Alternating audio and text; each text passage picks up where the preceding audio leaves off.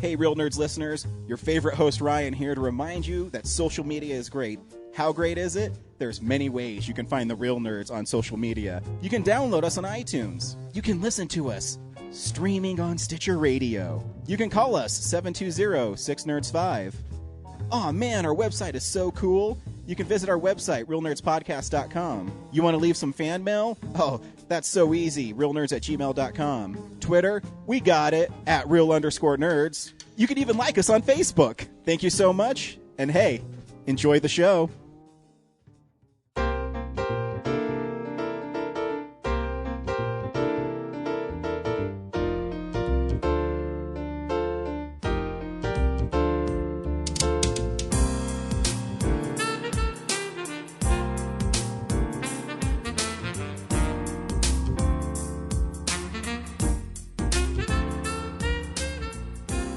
Welcome to Real Nerds at Denver Comic-Con 2015. We hope you enjoy the following interview.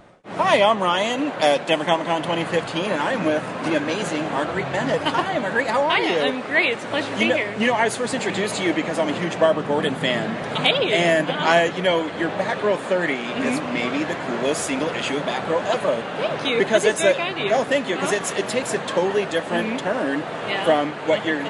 Because Batgirl was, like, dark, but this is, the cult and Nightmare Man, and it was just so cool. So how do ideas like that come to you for Batgirl? Because it's not normally what she's involved in. Yeah, that was actually, it was sort of an interesting path that story took, because when I first sort of auditioned and went through my formal hiring process at DC, one of the things that they wanted to see was, how quickly could I come up with plot and script, and how could I work with editors and with an art team. And so I wrote sort of an inventory issue for Batgirl, and that became sort of, the framework for the story that we ultimately ran. It was sort of peculiar because it just happened to come, after Forever Evil, and so, we had this, like, enormous, crunch with, like, the loss of Nightwing. And so it was, trying to, weave together these three stories, with Barbara Gordon, and equate, this fear and this grief with being, sort of like locked in your mind, having these cyclical patterns of thought, cyclical patterns of behavior as you sort of like lose yourself in your grief and in your depression. And so we, constructed that with this house, of this thing that, feeling it's invading your mind. So in a way, like the Midnight Man was representative of that grief and that depression, of hunting her through this trapped space, and how she wound up overcoming it and processing her grief, and being able to move on and continue with her heroics. So is Batgirl your favorite DC hero? Because she's mine. I adore her. Kate Kane actually takes the cake. Really? I'm a Barbara Gordon fan, but hey, that's all right. She's tremendous. And you also wrote the Zero Year Batgirl. Yep. So was that kind of fun because it's a little more freeing on what you could do with the story? It was terrifying because, like, I'm such a huge Gail Simone fan. Yeah. One of the whole reasons that I'm here is because, I grew up on her stories, and, it was like, she can do it, like, one day I'll be able to also. And so, I went back through, all the issues that she had written, and it was sort of like, it was so funny looking at the way that my trades are sort of like pin cushions with Post-it notes. Okay, here's this detail here, here's this detail here. How do we build, an origin story that's worthy of Barbara, or not an origin story, but this moment, that came before the cowl, where she could discover this ability within herself. So it was a lot of pressure, but a lot of fun. No, it fit right into that arc, though, because, it's always scary, but also cool what DC is doing is they always kind of do a month where they do something different, but it came right in the middle of Wanted. Yeah. And so you're like, what's going to happen with her brother? And then you get a cool little backstory with it as well. So it fit in very well. I'm really glad to hear that. Yeah. Sorry, I totally skipped over because I was so excited to talk about Batgirl. Tell us, a little bit about yourself and why you love comics. Oh, sure. Lord. I first fell in love with comics because of Batman the Animated Series when I was 5 years old, actually. You didn't. I cried. I did Kevin Conroy's panel last year. Oh, goodness. And when he introduced himself, he says, "Hi, Ryan." I was like, oh my gosh. No. My heart, skipped a beat. I wouldn't have been able to stand I know, right? I wouldn't have been able to meet his eyes, Lord. I completely fell in love with this, this dark, entrancing world. So much of the animation that we give to children is so scrubbed and sanitized and brightly colored, and there was this element of danger that was just completely thrilling, that just sort of really captured my imagination. And, sort of like the funny detail in all this is the fact that I wildly misinterpreted what Batman was about for the first year that I was watching that series. Just from, just the opening, the opening credits. Just this rich noir world, just seeing Batman for the first time, how intimidating and how ferocious he looked, the tactics that he used, I assumed he was a villain.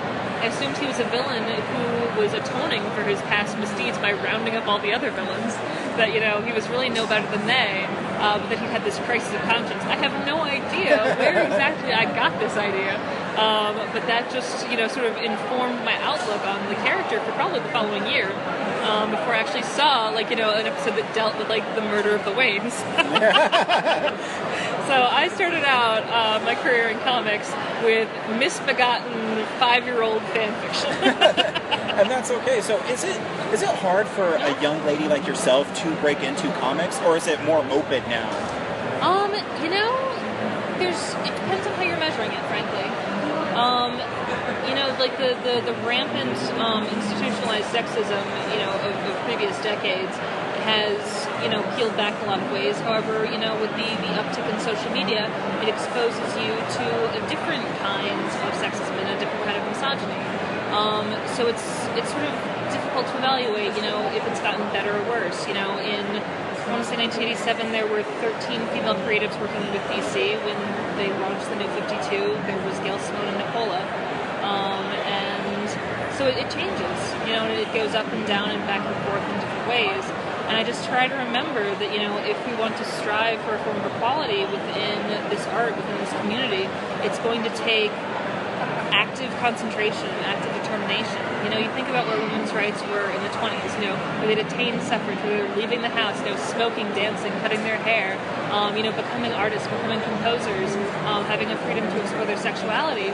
And then you see where they were in the 50s, that all those freedoms were snatched away and stripped away one by one until they were turned back, into these domestic accessories. Or you look at things that happen more quickly, like the Iranian Revolution, where we had women doctors, women lawyers, women with this great sense of freedom. And then, due to the regime change, those rights went away. But you can't just passively assume that there's going to be improvement. It's going to take the intense labor of this entire community to be able to make a better world for our daughters. And do you think? I think it's kind of sad that we live in a world like that, where, I didn't even know you were a female writer until I opened up the book and I was reading, and I was like, wow, she really, the author really understands Batgirl. And then I went back and I flipped back, and I'm like, oh, it's not even Gail Simone, it's another female. And so that's. And I think, too, with much social media, it's scary because it gives anonymity to someone being not nice to you. And I hope you don't get that, because your comments are wonderful. Oh, bless. And so, if they don't know what they're talking about. But let's shift to the stuff you're working on. So, DC Bombshells. Yes.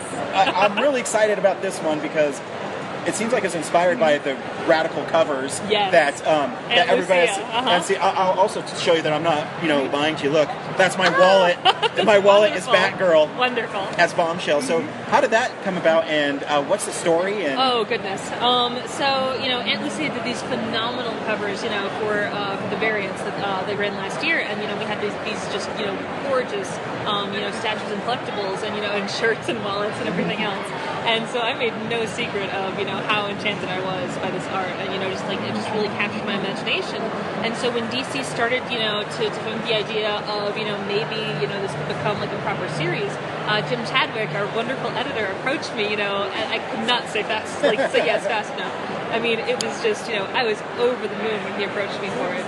And from there, we've been working since last September, and so we're creating this complete alternate history World War II with the conceit that the heroines came first. Like the very first page of our very first issue has this young, well-dressed couple out with their little boy, for a night stroll, and you can see them going to towards a movie theater, you see that the movie theater, the poster is Zorro, and you see a shape coming from the shadows behind them, and this gangster pops out with a Tommy gun, and we've got this bombastic announcer going over, and it's suddenly from the shadows, and then Batwoman crashes down and prevents the murder of the Waynes, prevents the creation of Batman, and with that we sweep this complete new timeline that goes in place where the heroines came first, the heroines defined the century. None of them are derivative from their male counterparts, and how the DC universe changes because of that. And so with how the publication style is going to work, if you're familiar with Injustice, is that every Wednesday you're going to have a 10-page story, and on the last Wednesday of the month it's going to be collected in a full 30-page print version. And so each of our 10-page stories are going to focus on a different heroine. So our first is Batwoman, our second is Wonder Woman, our third is Supergirl, and from there we're going to to expand the other heroines. And we wanted to make sure that this was a series that could appeal to everyone. So with Batwoman, it's this action-adventure story. With Wonder Woman, it's a war story. With Supergirl, it's a propaganda film. With Mira, it's a romance. With Hawkgirl, it's this Indiana Jones, style. And with Vixen, it's a rebellion. With Catwoman, it's a heist. With Zatanna, it's a Hammer film. And, so we wanted to create, this complete and authentic world through all these different genres, through the art and the media that were being used in that era. So how exciting is it to write that, though? Because I can feel your excitement. I'm getting super excited about it because I love the character so much. And when I read that you were writing it, I was like, oh my god, it's meant. It's meant to be. I am so happy. I mean, I really am. So it's so easy to become resentful of things in comics, despite the fact that we work in such a wonderful art form and a wonderful community. But this is one of the things that I can say with a clear conscience has been such a joy. And I cannot be, be grateful enough that I get this opportunity. Hey, Marguerite, thanks for taking time to talk to me today. It's such an honor. It really is. Are you here tomorrow? I am, Cool. I'm going to bring my Batgirls for you to sign because definitely. I'm going to be all nerdy again. I appreciate the time, and you're wonderful, and I'm so glad I got to meet you, and good luck on Bombshells. I can't wait to read it. I can't wait to share it with the world. Thank you, Marguerite. That's awesome. Thank you for listening to this exclusive Real Nerds interview at Denver Comic-Con 2015, and we'll see you next year. Visit our website, realnerdspodcast.com. You can tweet us at real_nerds. You can email us even, realnerds@gmail.com. Like us on Facebook. Hey, stream us on Stitcher. You want to call us? 720-6nerds5. And download us on iTunes. Just search Real Nerds. Thank you, Joe Kempter, for the wonderful voiceover, and also Spark Mandrill for the wonderful late-night jazz smooth sounds of movies. You can find him on SoundCloud. This has been a Nebulous Visions production.